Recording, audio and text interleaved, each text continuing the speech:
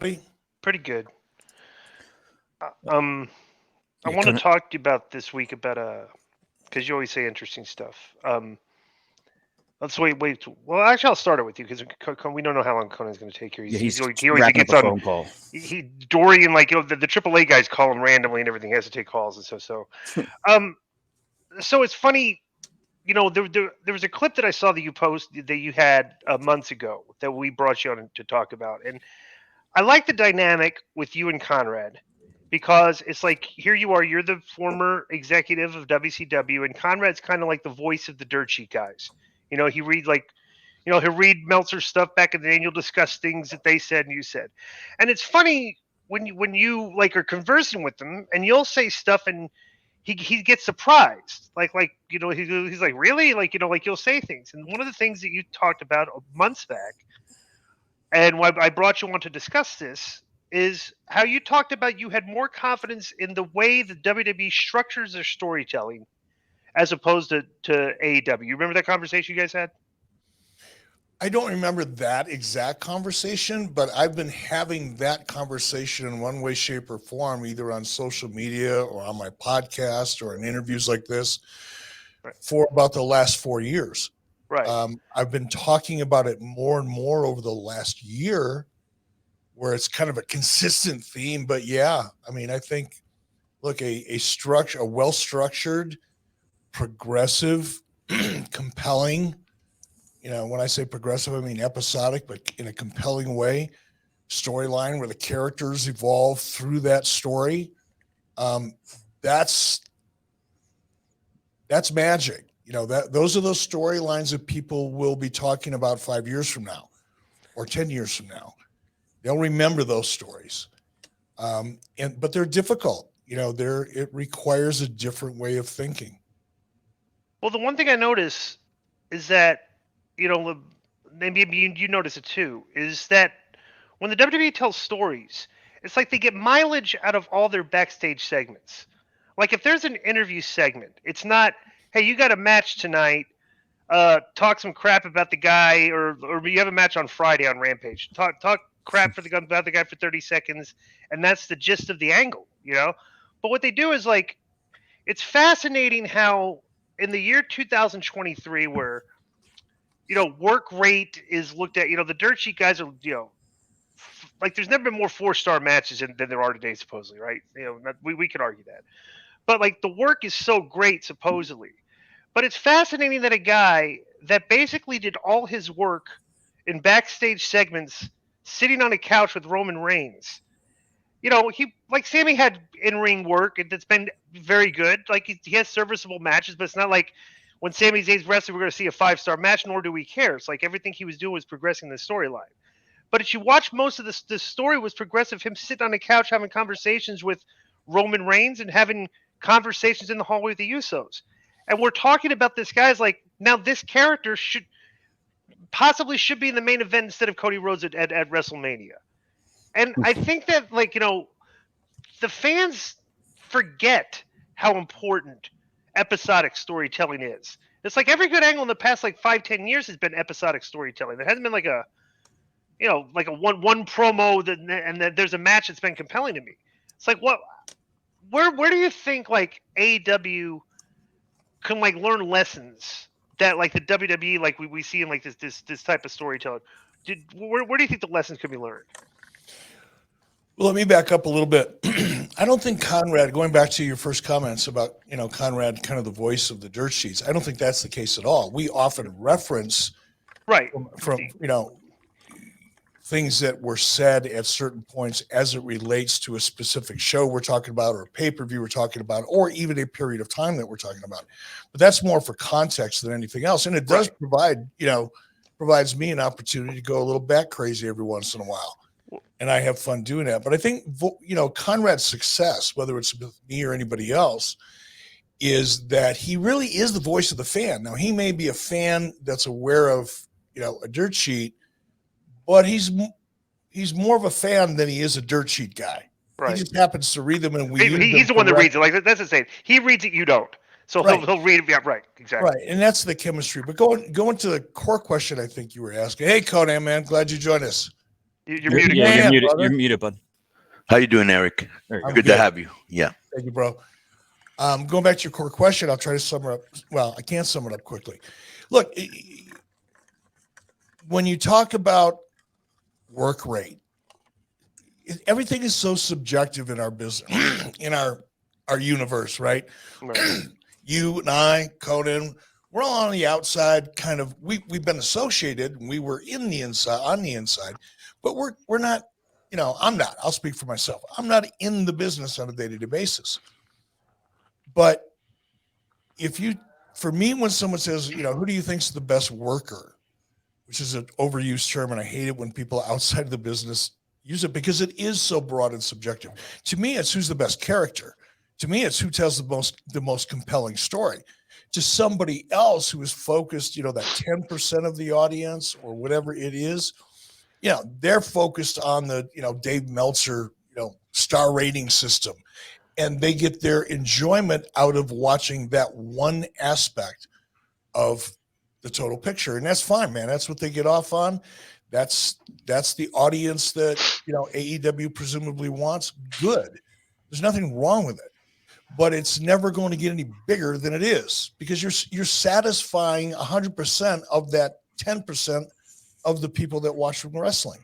Right. You're not satisfying the other 90%. Now you look at the complexity, you know, you talk about Sami, and, you know, we differ on a couple observations about Sami. I hold him in very high regard. I think he's capable of having any kind of match anybody wants to have. But I think what's emerged is an amazing character that has evolved and become a principal part, as you point out, of that entourage, if you will. Mm-hmm. And I think what that should tell most thinking people is that while you'll never get a Dave Meltzer 4-star, wow, I wish it was in Japan match out of Sami, the other 90% of the audience is going to be spending millions and millions of dollars in one way, shape, or form to be entertained by him. That's the business, and that's the best worker, in my opinion. Well, You know, it's kind of funny, Eric, because Sami came to Mexico under Hood. Jack Evans brought him in. Do you know Jack Evans? I do. Yeah. So Jack Evans brought him in. I remember looking at him and going, wow, this guy's got incredible potential. And then I saw him at a Teddy Hart show in Canada, and he was just about to go to WWE. And I remember he was sitting next to him, and he kept going, because this is when WWE wasn't using people right. You know, they had a lot of talent. They just weren't using them right, kind of like what AEW does right now, right? So he was like, he was telling me, you know, should I go to WWE or not? I think I want to go, but I don't want to live the rest of my career thinking, what if, right? And I thought to myself, bro, I thought to myself, I didn't tell him this. I go, you're probably going to go in there, get stuck in that talent glut that they have. But I've always said talent rises to the top. And sooner or later, you know, as people leave or whatever the case may be, he's going to get his chance, but he's going to have to wait. And basically that's what happened. But I did want to tell you something. You know what I think is underrated?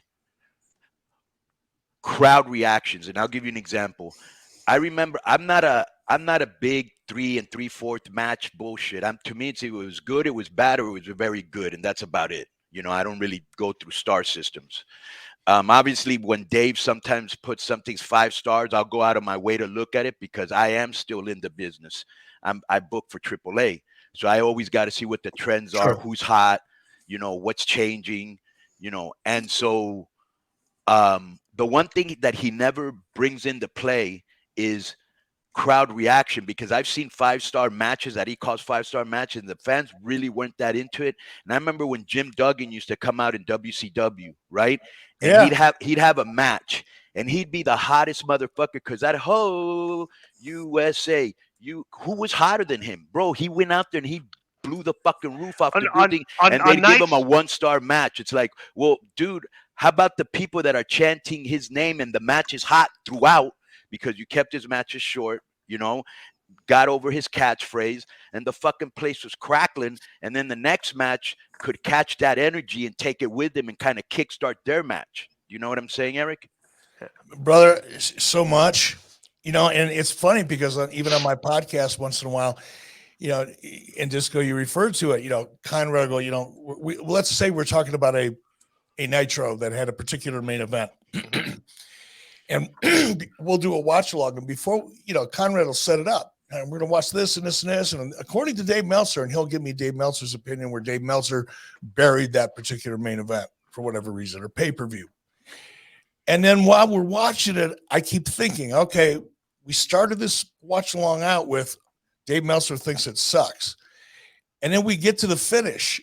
And like 99 times out of 100, people are standing up and cheering, and you're having a blast. Does that count for anything? Right. Well, It's like, all right, who am I here to entertain? The people in the back room and some jagoff with a dirt sheet? Or am I trying to entertain an audience and make some money here? Bro, it's like it scored 99% on Rotten Tomatoes, and we let the guy that scored the 1% like it said it sucked. It's like we're listening to him. It's like it's pretty funny, Right. So. And those are kind of the metrics that I go by, Eric, because I'd rather have a great entertainer than a great wrestler. When you can get both, well, that's the jackpot, right? But not everybody can connect. No, it's just like not every musician can connect. Not every great guitar player can become, Eddie Van Halen. Right. Or Stevie Ray Vaughan. They're great. They're talented. They're amazing, but they're not great. Right. Not at that level. Yeah. What were you going to say, Di? Let me ask you this. So here we are in WrestleMania season. This has been a conversation, and I want to get your take on this. Is right. So, there's a lot of the people say, well, Sammy's the hot act right now. It should be Sami and Roman at WrestleMania. Like that's because this has been built, huge pop on the chair shot, and that's you hear people saying this. But I'm like, well, Cody's hot too. You got two hot stars at the same time, and it's not a bad problem to have. It's actually not even a problem. Well, look, can I interrupt? Because you go on and on and on. I do sometimes. Go ahead. So do I. So I got to get my shit in. We're all long. Yeah, go ahead. I'm not. But yeah, isn't that just a horrible problem to have? You got two hot baby faces to work with a monster heel you've been building like forever. Right. Damn. Wish I would have had that problem more often. Right. And I think the story is. But I think it's going to come back to story, though, Disco. Right. And I was right there with you because I'm such a Sami Zayn fan. If you go back, if you get a chance to listen to my podcast, I put Sami Zayn over for the same reasons that Konnan did, even though I didn't know that story. I met Sami when I was there in 2019. I'll speed it up because we don't have a lot of time.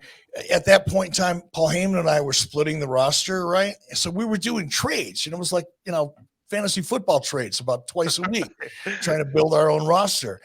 And when it came to Sami, Paul Heyman was like, nah, you take it. You'll love working with Sami, because Paul didn't want to work with him. You'll dig him. And that's how I got to know Sami, just kind of digging into him a little bit and seeing what he was about. And he's a very, very, very smart cat. Right. Like, you got to pay close attention because the best part of Sami's in between the lines. Right. He's gold if you listen to him closely. He's really talented. But what I'm so happy about Sami for is that he was, as Konnan just said so brilliantly, he was stuck in the middle of that machine. He was a utility player. He was filling time. Right. And that's not disrespectful because you need that. You need the best people at that you could get, but you need that. That show isn't going to be a 3-hour main event.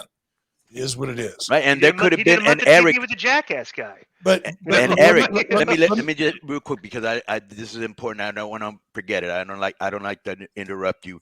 But that's vision. When you have a guy and you're like, he's 2-3 years away from being great. In the meantime, let's get him his reps. Let's get him his reps. But here's the part that I'm putting Sami over for. I admire him, right, because he stayed positive during that time. Sami is a fast racehorse. There's two kinds of horses. There's really fast ones and there's slow ones. And you can slow a fast horse down. It's hard. It's a pain in the ass. They drive you crazy. They kick you in the head when you're not looking. They're fucking nasty. Right. Fast horses are generally nasty. Slow horses will follow you around the barn. They'll eat an apple out of your hand. They're easy to get along with. Mm-hmm. Sami's a fast horse, but he was a fast horse that was able to maintain a positive attitude and be ready to go when they called his number and over deliver. A lot of guys don't do that. They get stuck in that middle for a long time, and then they start losing their drive, their confidence. They let the negative stuff start getting to them. And when that door does open, they're just not quite ready for it. Sami blew through that door, blew through it. Bro, how great was he when he was doing that like gorilla thing with the fucking Fidel Castro fucking gear and the, remember the conspiracy theory and all that? That was great. The Brooklyn hipster. Yeah. Right? I got a question for you. I asked to Konnan. I want to get your take on this because this is weird to me, and I'm not being critical of it. I'm just saying it's just strange that WWE let Cody go and like they never really did anything with him. He was Stardust. He never elevated past mid card, right? So he goes to AEW and he made it changes his has a suit on, cutting good promos, everything. I just find it very weird that he came back and they put him in this spot. It's like, why do you think that's weird? Wait a minute. I'm throwing a flag. Go ahead, answer it. I think it's where he's elevated past everybody else already to the top spot of the WrestleMania main event after coming back. That dynamics. I've never seen that happen before in the WWE system.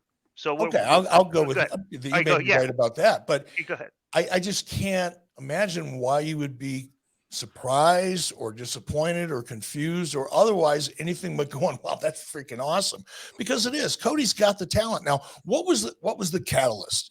Why did they just keep him in that Stardust gimmick and not really do anything and let him go to AEW? Hell, I don't know. I don't know what the politics were there. I don't know what anybody's perceptions of Cody were back then. But for whatever reasons, Cody shows up, and I guarantee you a lot of people stood up and went, whoa, I like what I see. Maybe they didn't see it in Cody. Maybe only Cody saw it in himself or only believed in it himself. And sometimes it takes somebody to do something that you didn't think they could do to make you go, okay, let's go reset that button. Let's play again. And I think he deserves to be in that spot. I'm not questioning that. My thing is like they've always brought people back and kind of punished them and made examples of them. To me, this is really weird that this is the first example where they brought the guy back and gave him put the silver. Yeah, but bro, there's a caveat there. There's a caveat, and the caveat is this. First of all, I think that maybe Eric, because this has probably happened to you too. When he was there, maybe he was immature, or maybe he just wasn't ready, and he was in the spot Sammy's was in, when he first came in, and they were getting him ready. They were honing him, He was like, fuck it, I'm going to bet on myself. He goes out to Ring of Honor, New Japan with the Young Bucks and Omega, gets over. I remember when I was in Impact, he was there for a little bit. He did Impact stuff too, yeah. And so I saw him in Impact, and I was like, wow, this guy's a different cat, right? And so now he goes to AEW. He did that one killer promo about his brother that was fucking incredible. I was like, wow, this guy just in one promo elevated himself to the top of the game. And he was doing really good promos. He looked good in a suit. The people were behind him. But here's the caveat, bro. That they get off on shit like that, because I do too when I've done it to my competition. They were able to take away one of the founding fathers of AEW, one of the pillars, to come back home. That had to be a big deal too. Like, look, not only that, this is how we'll treat you. We're not going to. Not only that, Konnan. Now, I'm going to put my conspiracy hat on here, because I've been in the room and heard certain conversations throughout my entire career. Enough of them to lead me to believe there's always a little something else behind the scenes. Right. But how sweet if you're look.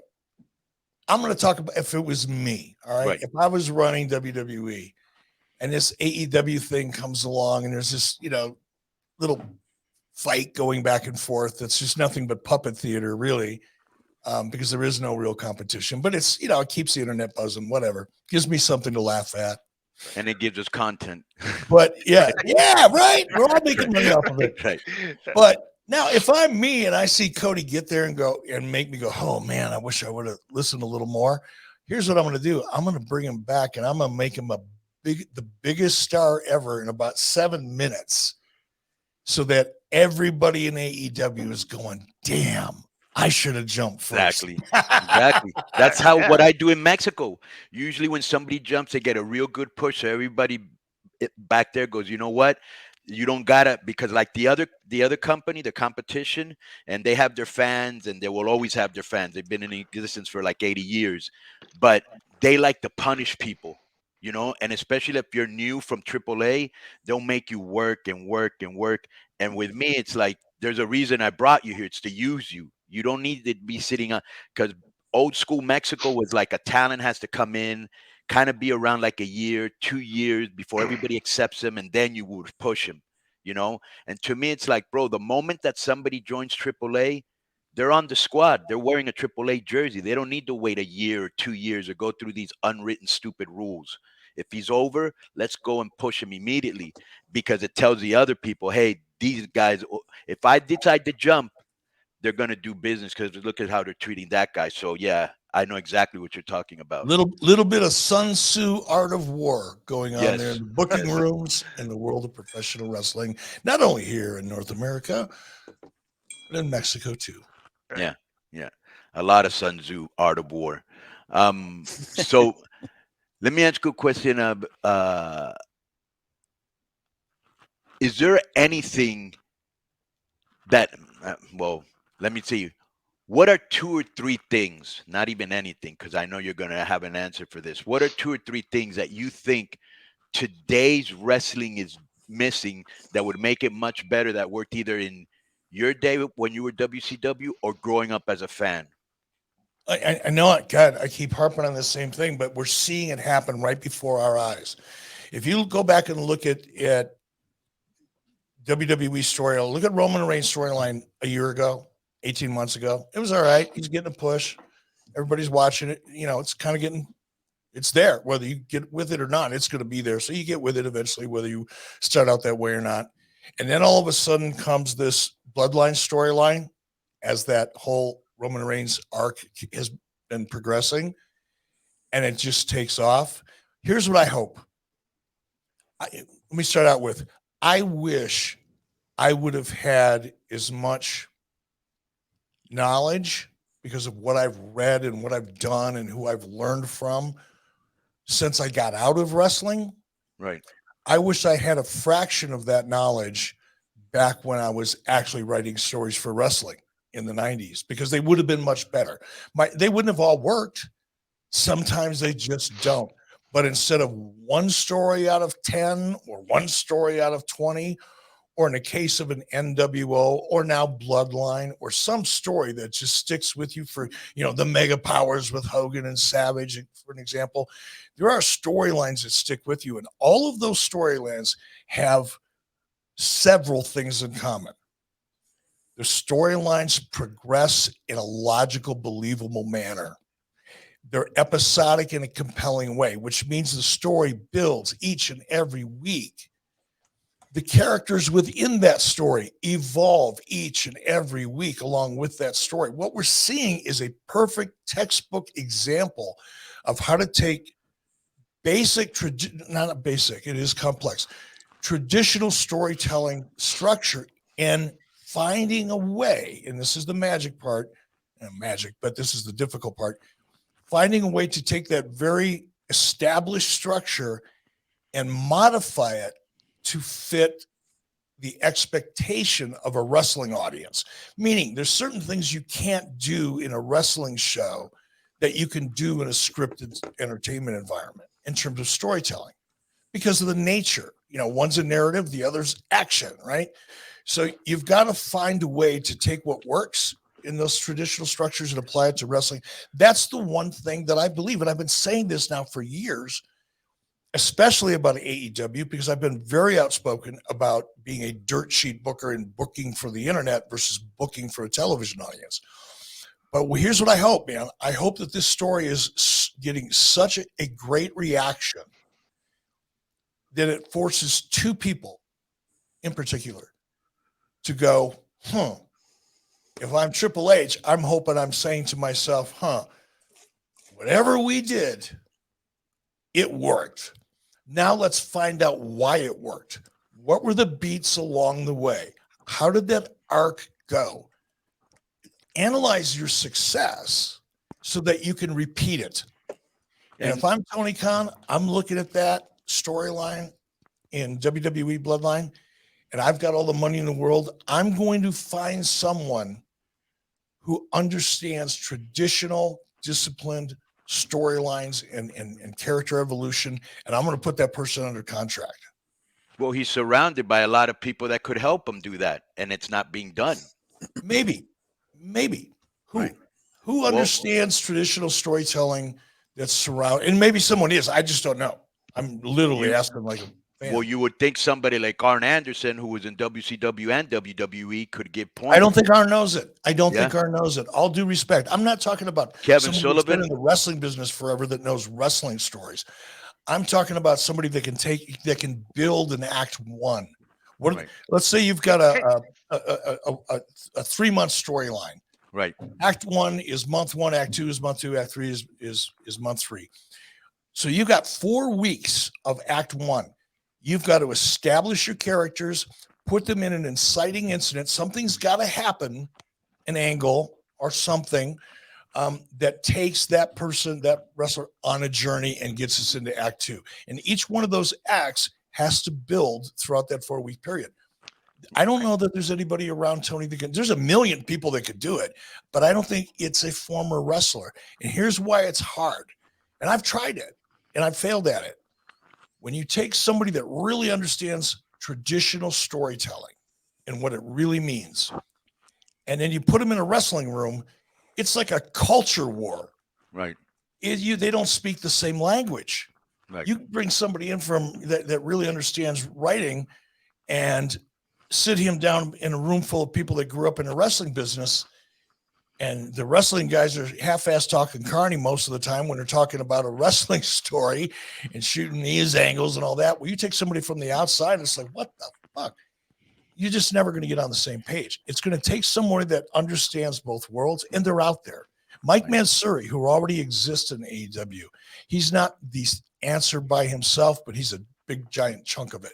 Well, then surround yourself with those type of people. Get a good writer from Hollywood, a good writer from wrestling. You make the final decision, have them send in their drafts, and you fix it as such. You know what I'm saying? But you got to listen to them, because a lot of times when if you think like a wrestler, most wrestling people that I've ever worked with, either if they came out of a weekly territory, they had been trained to think on a week-to-week basis, a very short-term basis, right? If they worked in a monthly territory, like I kind of came up in, everything was built over a 3 or 4 week window. So they had a tendency to think longer term. Would Kevin Sullivan be good for that? I don't know. I don't think so. It's got to be somebody that comes from a traditional storytelling background, not a wrestling storytelling. Kevin Sullivan or Arn Anderson, any of those guys would be good to be in that room, because you got to bridge those two worlds. Right.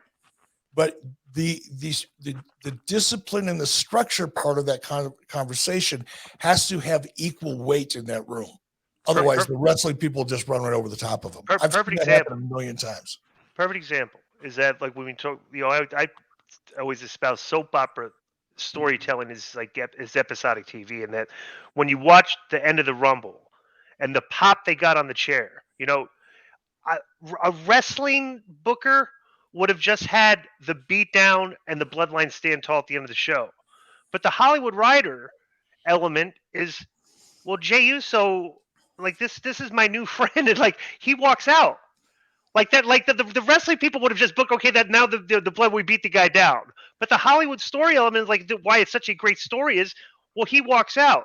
So now we have the soap opera element as this is over, but the soap opera question is, what's going on with Jey Uso? Now remember from the beginning.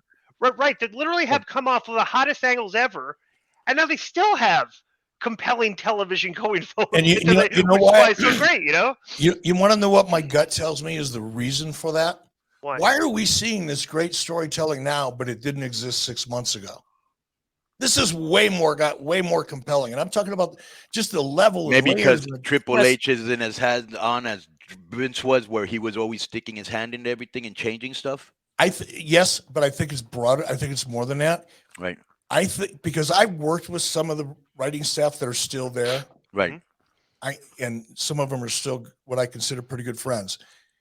There are some very talented people on that writing staff that have been in WWE now for 5, 6, 7, 8 years. So, but these people that have come from out of a traditional storytelling background, but now have been around the product long enough and know the nuances of it and the audience, that they can form that perfect merger, right? The reason it hasn't happened in the past is because you had one guy that was kind of, it just all depended on what kind of a mood he was in on that particular day, right? Right. Yeah. And when you do that, you basically neutralize the good storytelling components. If you're constantly changing your mind and skipping over important parts of a formula, you're going to have a disaster on your hands. Whereas I think what's happening now with Triple H in charge, this is what I hope is happening, is that Triple H recognized that. He saw how detrimental it was to conduct business the way they did before. I think what you're seeing now is a bunch of really talented people who have been there for a long time. Now you're going to start seeing their talents as it relates to the stories they're telling. That's Right. what I hope. Yeah, and the thing that you learn, Eric, is that you can't and you don't have to and you shouldn't micromanage great talent. The guy's a good writer. Let him do his fucking job. You know what I'm saying? But if he have to worry about you changing everything, or he spent the whole week writing shit and then the day of you're gonna change it. Because I've had people send me promos from. Oh, and here's another thing. When you were talking about the bloodline, one of the things that makes it so popular is genuine dialogue. Because before, bro, they used to have some whack dialogue in fucking WWE. Probably because the writers were nerds or whatever. I don't know what the case was, But now the You want to dialogue. know what the case was? I'll tell you. I was there. Right. I watched Right. it happen in front of me too many times. Okay. Right. You have a writer that would write great dialogue because Right. the writer gets to know the talent, and they bounce ideas back and forth. So the writer's cool. Writer's got no problem. But the writer also knows that the writer, he or she, is going to have to sit in front of Vince and turn that script in. Now you've got a guy who does not think like the talent, who does not have the talent's voice, who doesn't really know that side of the talent, right, is going to tell the talent how you should say this, how you should deliver this promo. Right. It's not the writer, dude. Trust me. So they No, wind up I simplifying believe you it. 1000%, But so that's what's good, that Triple H is in charge right now. It doesn't seem like he's micromanaging talent. That talent's really happy and they want to work for him. And you're seeing the results. They're doing really good business and really good storylines.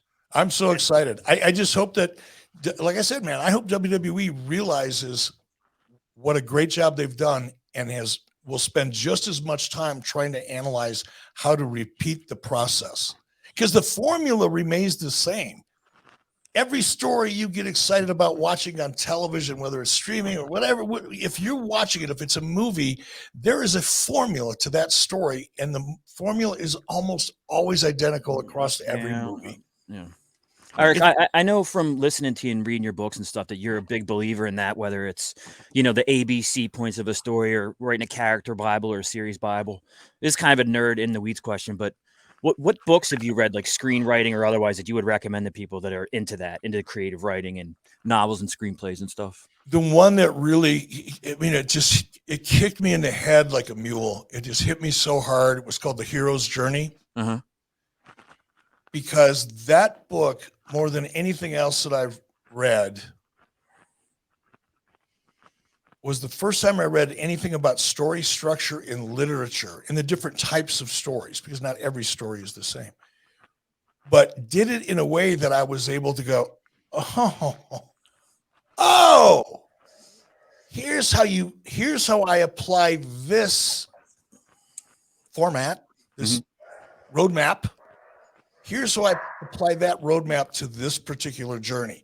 Now, it's not a perfect fit, but if you know enough, if you just believe in the formula and you learn and you know enough about the wrestling business that you can modify that formula, but then believe in it and stick to it, refine it as you go. You're always going to be making it better, just like directors and writers strive to make everything better. But man, if you don't have a formula, what you're really doing is just throwing crap up against the wall and hoping it sticks. Hero's Journey is one.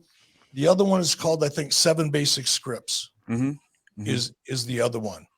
because that takes you back to the beginning of storytelling time when cavemen were sitting around with a charcoal stick, drawing pictures of the hunt and carving it in the rock, Right. telling a story with stone carvings. And it's been around forever. And when you understand the art in this, you can't understand the art of it if you can't understand the structure of it. Mm-hmm. You can't play a song on a guitar if you don't know the chords. Yeah, you got to start at the beginning. And that's a perfect way of looking at it. Cool. Let me ask you one last question before we get out of here, non-wrestling related. Okay. I have a very huge problem. I was watching the Grammys, which was super boring and dull. I was going to say, bro, what's up, man?